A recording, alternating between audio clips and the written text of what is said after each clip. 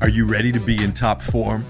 You're about to enjoy and be transformed by some killer life and business hacks that we've designed to improve everything from your marketing and management to your fitness, health, lifestyle, and even your travel. You're going to be looking good. Come and get it.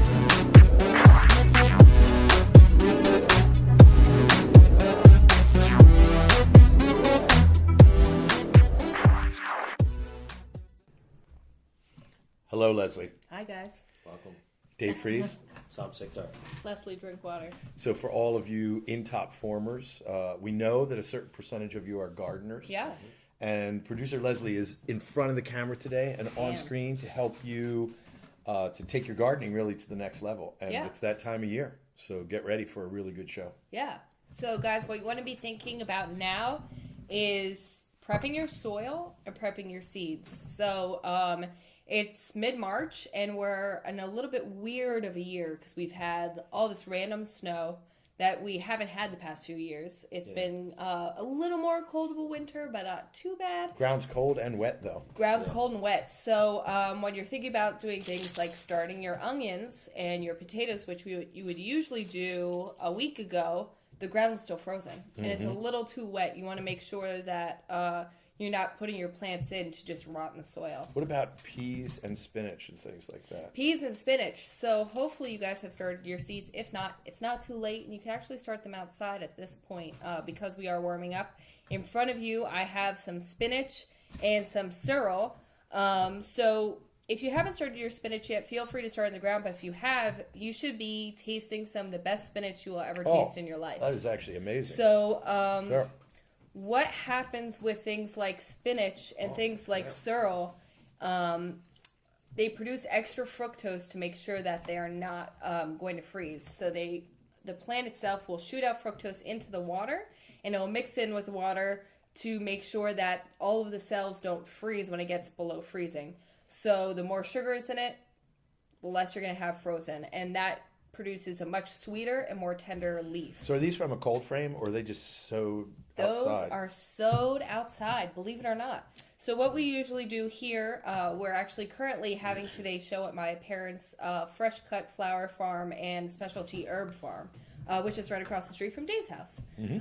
So what they do is either they'll start seeds inside, they'll start seeds outside, but they'll cover it with something called a plant blanket. Now, a plant blanket is something you get at any store that's garden-oriented. It's a white blanket, but it still allows light to penetrate, and it just keeps the frost off a little bit, but not to the extent as a cold frame would. Cold frames are great. Now's the perfect time to think about building one. You can take up all the grass in that area, go to Home Depot, get some lumber, use recycled windows, put them on top, and then there you go. You've got a cold frame. It's a lot easier than a lot of people think it is. Actually, the danger for most novices is they leave it closed when it starts to get real sunny and burn everything up. Definitely. Because you have to think about it. It's a greenhouse. Right. You're literally making a little greenhouse. So, yeah, especially in Pennsylvania summers, you want to make sure that's lifted so you're not just cooking your plants. So not too late, though. I mean, because mine's particularly wet, we're just located where it is, but it's not too late for me to put in carrots, beets, spinach, peas. Radishes. Yep. Any cold crop, really. Broccoli. So what zone are we in, by the way, just for people watching? That's a great question. So we kind of fluctuate a little bit, which is really strange. We go from everything from 6A, 6B.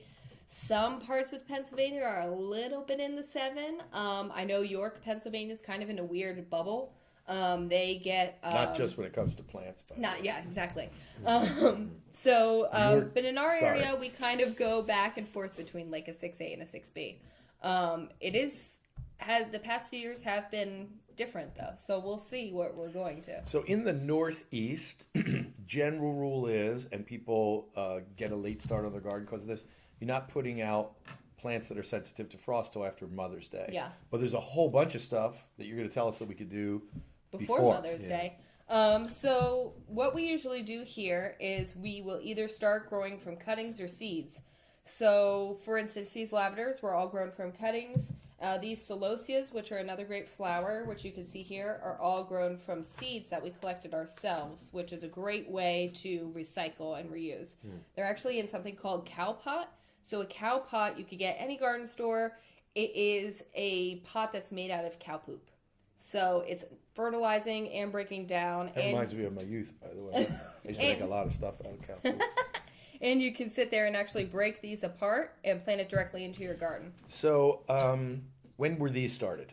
So these were started about 2 weeks ago. Okay, so we're not behind. Anybody that's watching this, this will drop in a week or so. Exactly. And you could go and get seed packets. One of the best things to start about for the week coming up is you need to start thinking about starting your peppers and start thinking about starting your tomatoes. They're typically done in the last week of March, and then you don't put them out and plant them in your actual garden until, like Dave said, after Mother's Day. However, last year we did have snow after Mother's Day. Yeah, we did. Which but not a was severe strange. frost that killed everything. It didn't kill everything, but some people did lose their tomatoes. So just, if you do that frost blanket that you might have on your spinach, just transfer over to your tomatoes, and they'll be fine. By the way, spinach, what about lettuce, escarole, rocket, all of that stuff can be started now. What we typically do, and I brought this up, is... Oh, yeah, I love this product, by the way. So this is one of our favorite garden products. It's great for people who have apartments or for... I use them on my patio. Yeah, we use them on our patio, too. And we actually grow lettuce in these all year round. So I brought out a brand new one so you could see, Earthbox. It is a great new brand. There's a pipe that comes up that I water on. Yep. The pipe there it is. The pipe's inside so you guys can see how this is grown. Essentially what we do, and what we have started, which I'll just run and grab now, is we started lettuces. We started them about a week ago. So they're getting to a certain point now. They're about this big. And then we grow them all together in a tight bunch so they become really strong. And then what we do is we'll rip out the individual ones and plant them in rows in our earth box like this. As you can see, this provides an ample amount of drainage, which is really important, especially for cold crops. They can suffer really easily from root rot. So you want to make sure that there's good drainage for those and especially for herbs. So you plant them in rows, and then the next earth box you want to start a week later, and the next earth box you want to start a week later. There are things you can get to make sure that these can be stacked on top of one another. So you can just keep having your lettuce all year round. So then, just to make sure I understand, what happens usually is I have one or two, they're separated by a week, and then when the one's gone, the other's ready, and then I'm replanting in this one. You're just cycling through. And it makes it really easy for you to have fresh lettuce. We typically do it the whole year round. We'll start lettuce seeds in the basement under the lights. And then we'll plant them in rows here. And then on days like today, they'll be outside. And then at night, we'll wheel them in. On the days that are in the 40s, that's how you get the sweetest spinach and the sweetest lettuce. So keep them outside. I know it's a little scary, but they'll make it. Their plants are stronger than you think. So this is one of my favorite things to use for that. Now is also the perfect time for you guys to be going and getting cuttings for new plants outside. So one of the things we do at our Fresh Cut Flower Farm is every year we'll take cuttings of pussy willows, we'll take cuttings of regular willows, forsythia is really easy to do. And what you do is you take a cutting, you want to make sure they're about this long, and then you stick it in a bucket of water. And you leave it in a sunny place in your house. And you'll be able to see within 1 or 2 weeks roots come out. You can also get a rooting powder at your local garden store to help make sure that they sprout roots. But if you don't want to do that, if you want to just go the homestead way, take a cutting of a willow and put it in with your other things that you're trying to root, because willow is actually what rooting powder is derived from. So it naturally has the hormone to make things root. So you stick it in a bucket, wait till it has roots on it, and go plant it outside. And willows have a whole variety of appearances to them. Of course, but any plant from the willow family will do the trick of triggering that rooting. I'm going to steal 2 of those from you and start them at my place. I have a few, but this is a different variety. So this is a pink variety. So a lot of things we sell to florists, and we sell for people's weddings and stuff like that. So pussy willows are just the nice thing for this time of year. Can you still say that, by the way? Well, I said it, so there's that. At least I didn't say the C word, which is one of my favorite words, just for the record. Okay. Then. So, another show is coming up. Gardening show. Who knew? Of all the shows we shot today, the gardening would be the one. Of course. Well, we are at my house. So. Well, in England, it's like a word that kids use in school. Oh, I know. So I never see the issue with the word, but women have a wide range of feelings and emotions towards And different I words recognize that. I love exactly. tolerance. So, ask the woman you're around if they're cool with it. If they're cool with it, then you're cool. And if you're gardening. Yeah, definitely if you're gardening, it's very important. So these are actually, I'm going to sound even worse now. Oh, boy. These are actually pink pussies. So you can see on top, these are actually pink. Oh, yeah, I do see that. So they might look gray from afar, and the further they open, the more pink they're going to be. So it's going to be something a little strange. I'm so sorry. The gardening. You come to my house. No, listen, I'm loving it. This is just a preparation for the Leslie Unleashed show. Which is coming. Yeah. So this is sorrel. This is actually a great herb that is native to our area. It's also used in French cooking quite often. The French variety is a little smaller and a little more spade-shaped, but it tastes like lemons. And this is what I make my caprese salad with. You can start making fresh caprese salad now because those things are growing now, except for your tomatoes. But you can grow them inside, too. Oh, it's quite good. Yeah.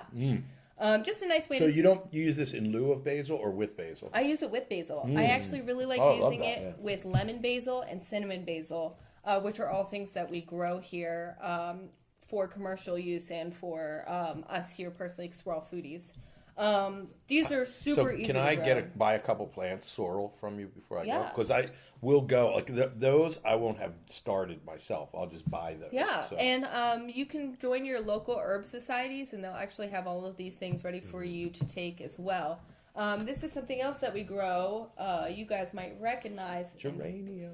Yes, so they're scented geraniums. So a lot of people think this is citronella. Citronella is a kind of scented geranium. They're in the geranium family. And what we do here is we'll actually take... Did you have a hothouse that you've grown these this big already? No. No, you just grow these? All inside. Wow. So geraniums are amazing. You'll find them, scented geraniums, especially in things like poopery. And you essentially just go down here and you're going to pluck off a bit. Boop. That easy. And then you're going to go over to your plants under your lights and you're going to stick it in. Now, again, would you put any rooting hormone on that, or you don't have to? Believe it or not, with scented geraniums, they are just a step towards succulents as far as how you propagate them, and carnivorous plants, where you just can kind of take a clipping. I have this, which is a great tool. It's actually a little wool pouch, and what it allows for, you essentially just make a hole in there, and then you're just going to stick your cutting in there, and it'll root. Voila! So you just water those? You just water it. And it holds the water, and actually wool helps prevent against a lot of bugs that you don't want. But you're not planting the wool out? I mean, how do you get this out without destroying the root structure? Or you just plant the wool out? Wool out. It's very similar to a kind of a cowpot structure. Mm-hmm. When you are planting wool outside, it's going to deter things like slugs and snails from getting to your plants because slugs and snails hate the feeling of wool. So in this area, we have a really big problem with tiger slugs. They're those big slugs that have stripes on them. They can get really fat, and they can really, really take a lot of bites out of your plants. So this is one of the best things to use to deter them in a natural and organic way. And I should say we're in an organic. So you're growing these under grow lights until it's okay to get them outside. So essentially, once they get a little bit bigger, we're going to be growing them under. We grow them under grow lights, and then once they're a little bit bigger, we take them, just put them in front of the window, and they really, really take off. This one, I believe, is a lime. So you can smell, if you rub them and smell them, they'll actually smell like different things. I like this the one, I think, pineapple might be and rose. lemon. Yeah, I think that I did smell that as rose. So, and they come in every single scent you can imagine. Chocolate, mint. So once you have your things planted, and they're starting to take off, one of the things that we like to do here is do compost tea. And Dave, don't you do compost tea as well? So for those of you... I even do it on a big scale and put it on the lawn. Yeah. For those of you who aren't used to compost tea, you can actually go to your local store and they'll have compost tea bags, which are a great thing to use. These particular ones are made by Organic Mechanics, which are a local composter. They're down in Coatesville. So essentially you take a tea bag, you put it in water, you let it soak, and then you water your plants with it. So you're getting all the nutrients, organic nutrients from the compost. Exactly. And believe it or not, plants do like to eat food. They get a lot of food from sun, but they really do need a nice fertilization to keep them strong and healthy and growing the way you want to grow. Also, I have here, this is a bag of, you can get all different kinds of compost to start your soil. This is a bag of very, very broken down compost.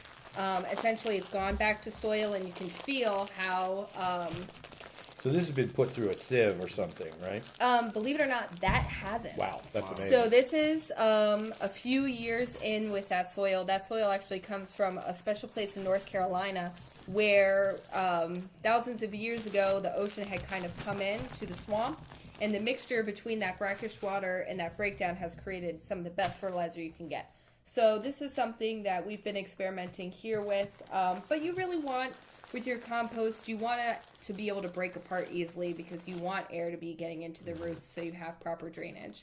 A lot of times people will use cow manure or fresh compost. That's fine too, but you have to remember you're going to get a heat element. So on those 90-degree days, you don't want to be adding compost or manure to your garden because you might even cause some burnage to your plants. So also, if you're planting a garden out for the first time, if you're in an area like this, it's super clay, the soil. Mm-hmm. So what's your view on using sand or supplementing that kind of soil to break that down? I typically will supplement the soil here. We're extremely lucky because our farm has been built on an old cow pasture. Ooh. So we have really nice soil on these 3.5 acres, but other people just 2 houses down from us don't have that kind of soil. Yeah. So what I usually suggest is throwing a little bit of old compost in. If it's this time of year, you're perfect to use cow manure and fresh compost to have that heating element to help kind of speed up your cold crops. But if not, then you want to be using vermiculite. That's a great, that's a great tool to use to mix in with your soil to add some aeration and some compost blends or other garden soil that you can get at your local garden shop. Yeah, so people, when they think vermiculite, they're used to planting inside or house plants, and so they're thinking about buying a little bag like this. Yeah. So vermiculite and perlite come in huge bags. They're not heavy at all because they're essentially just you won't need any help loading the car. And you just mix it a little bit with your soil to help break up and keep some space in between. And it really kind of makes a difference. I got to be honest with you, to dig into something that is even 5 years old that has vermiculite and extra soil mixed in with the clay, to dig into that will be so much easier on your back and on how much work you're going to have to put in to do your beds than just digging into clay for the first time. Mm-hmm. Your view on, again, this is a solution for some people around here, raised bed versus just in the ground. I do a raised bed system. It's called Hugelkultur. It's a German style of raised bed permaculture gardening. So I dug 3.5 feet in the soil.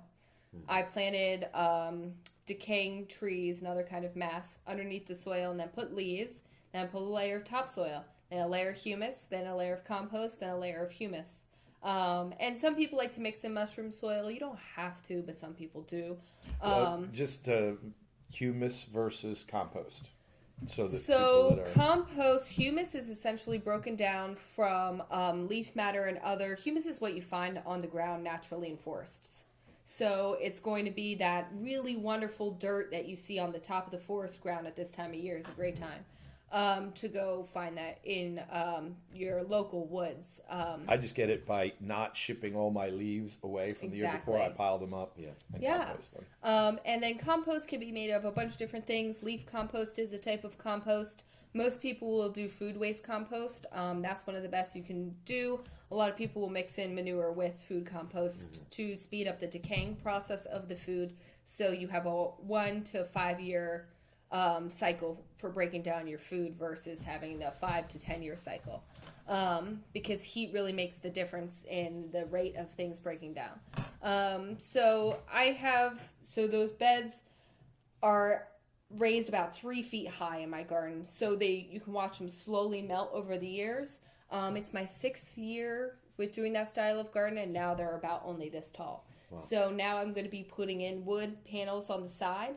One of the best things about doing raised beds is the fact that It's there. You put the dirt in.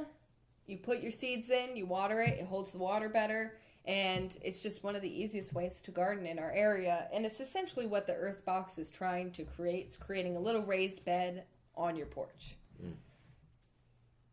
All right. Yeah. Now, I noticed you have some seeds there. I do. So We've talked about seeds. cuttings, and we've talked about what you can put directly into the ground. Yeah. Let's just review that again really quickly. Directly into the ground this time of year: peas, beets, carrots, radishes. Yeah, spinach. Spinach. Other cold crops: broccoli, cauliflower, Brussels sprouts. I actually still have Brussels sprouts and kale. I'm pulling them out now because I don't want the insects that were on them to stay. But I typically get Brussels sprouts throughout the winter and kale throughout the winter. But you're starting them directly into the ground right now. Yep. Right now and towards the beginning of April is really the best time to be starting those. They really don't mind the cold. It might take them a little longer to come up, but they'll have a much happier life cycle than starting them in late May, and they instantly bolt. Right. But simultaneously with that, you're starting seeds for more sensitive plants that won't be planted out. Yep. Peppers are one of the best things to start right now. Tomatoes are one of the best things to start right now. They have to reach a certain height before you put them in the garden. One of the most important things to think about when you're starting your tomato plants is keeping the light close to the plant. So one thing that a lot of people will mess up when they're first learning how to start their seeds is the light will be up here. Then the tomato all of a sudden grows really quickly up to the lights, and then you move your lights up and the tomato keeps growing quickly, and then you've got a tomato plant that has a stem that's only about like this big and easily falls over. If you've made that mistake, that's okay. You can actually plant that. What you want to do is if you have a long leggy tomato plant, plant it this deep. So only this much of the tomato plant is showing outside of the soil. Because you'll notice on the side of the tomato plant all these little bumps. And they might look kind of weird. But they're roots trying to come out of the side of the plant. So if you plant it deep, you're actually going to get a big, thick stem. It'll be a really strong plant, and you'll get much better tomatoes. And you'll have a much less risk of the tomatoes falling over, which happens a lot if you don't cage or tie up your tomatoes. Perfect. So is that true? Is that rule about the light true for all of these kind of plants you have here? It's typically true for all plants. So a lot of people will keep their lights at about, this far off your plants. So you're showing like 36 inches almost. But essentially what you want to do is you want to have your plants here and your light here. Like 3 to 4 inches above. Yeah, and then you're going to see your plants grow that much, and then you're just going to move your light up. So you'll see. We have a chain system attached to our lights. So what we do is we just take the hooks off and hook it up one notch. And then once the plants get to the lights, you take and you hook it up another notch.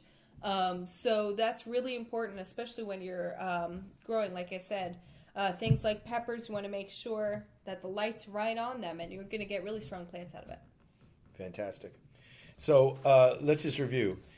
What should people be planting outside? We've talked about that. Yeah. What about soil preparation? Like, if I'm going to seed those, do I need to have tilled those beds already? Because mine's too cold and wet to do it. So right there are now. a few different things that people think about with tilling. So tilling can either be good or tilling can be bad. A lot of times people will go in and till up fresh soil, but they're not removing what was there ahead of time. So essentially you're taking all the weed seeds and reseeding them underneath. And then you're just going to get a bed of weeds. So it's really important to remove the layer of grass and the layer of weeds, and then start mixing those components that we talked about earlier with your soil, or just actually even just breaking it up, letting it sit for a little bit in the cold, and then putting in your amendments to your soil. What you really want to be thinking about now is, do you want to do a raised bed? If you want to do a raised bed, go do it now. It's the perfect time. You're not too late. You're not missing anything. Go to Home Depot, buy those things, and set it up. Then you want to be adding your soil. If you have compost going in your yard, now's the best time to kind of be turning it and prepping it for the next season. If you are going on a longer compost wheel of time, so to speak. Then once you have your bed started, the things to be starting right now in your basement are peppers, tomatoes, things like cucumbers and stuff like that. You want to wait a few weeks on. But if you don't have your cold crops already in, it's not too late to start those. Like I said, we start new lettuce plants here around every week. So how are you dealing with that that weed issue? So I've got 6 raised beds. Yeah. They didn't put a cover crop on last year. Yeah. But there's still probably weed seeds there. There probably now are. I don't want to go seed my lettuce and radishes and carrots and beets into that weed mixture. So some people, it depends on your kind of gardening. So some people will try to put a little horticultural vinegar to try to sterilize anything. One of the best things you could do is heat treat. Mm-hmm. So if you have a raised bed structure like Dave has, he can just cover it with black plastic. Mm-hmm. And leave it for a little bit, and that'll make sure that either whatever seeds die or they'll start growing, and then you just take them out. And it's not too late to do that. No. I could go and do that now and That's great in time. 2 weeks. Yeah. Is that long enough? Yeah. 2 weeks. Now I could go seed cold weather Now crops. you can go see cold weather crops. Like I said, it's never too late.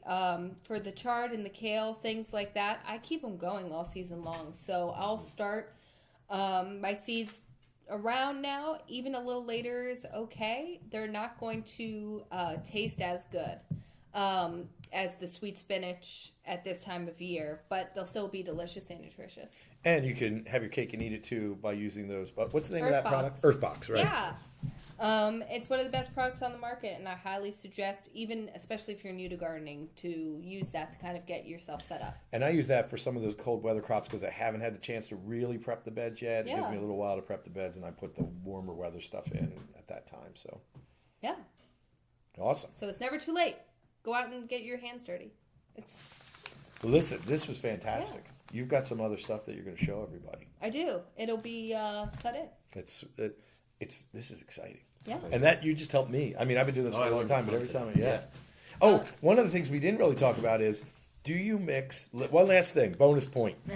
I love to mix marigolds, edible flowers, pansies, all of these other seasonal things in with the vegetable garden, both from an aesthetic standpoint and a practical standpoint. It's really important to do that. A lot of people don't know that marigolds will keep not only humans away, because most humans don't really like marigolds, but deer away.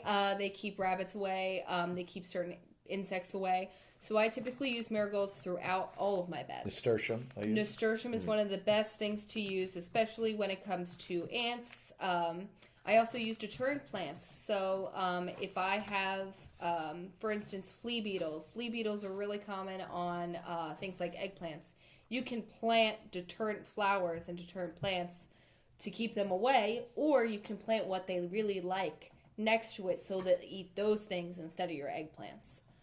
Tell me what they are, because I have problems with eggplants in this climate every year. So with eggplants, I'll usually be planting radishes, believe it or not, are one of flea beetle's favorites. So I'll plant radishes, and I'll try not to care about the radishes. And right next to my plants, and they'll kind of keep the Basically, flea beetles. you're sacrificing. I am. I'm choosing sacrificial cool. plants. Yeah.